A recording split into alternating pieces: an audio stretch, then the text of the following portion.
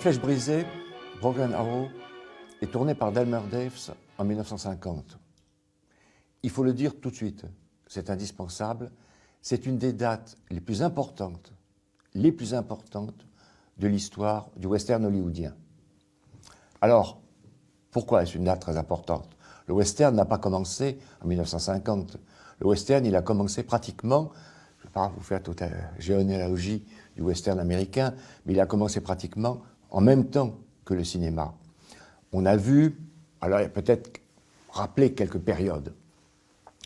À l'époque du muet, on a vu apparaître de très grands metteurs en scène déjà, naturellement. C'est John Ford, c'est Raoul Walsh, on va même apparaître John Wayne. Le western commence presque à devenir un genre à part entière.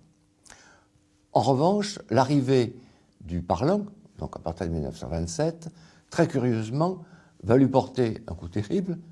Pourquoi? Difficile d'expliquer, puisqu'entre 1927 et 1939, on ne voit en fait que des westerns de série B, ou même de série C. Alors, il ne s'agit pas de dénigrer les choses, mais ils sont tout de même souvent moins intéressants que d'autres, avec notamment le son oblige des cow-boys chantants, les types sont en train de chanter à cheval, bon, très sympathique, pas nécessairement très intéressant. C'est une période où John Wayne tourne une flopée de westerns, c'est la série de Three Musketeers, pas très intéressant, honnêtement.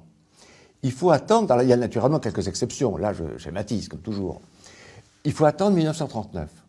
1939, c'est La Chevauchée Fantastique, Stagecoach de Ford, c'est Pacific Express de Cecil B. DeMille, où on voit les deux transcontinentaux qui se retrouvent à Promontory Point. C'est le superbe Jesse James, le brigand bien-aimé d'Henry King, avec Tyrone Power et Henry Fonda. Et d'un coup, on découvre que le western est un genre important. Pourquoi est-ce que c'est un genre important?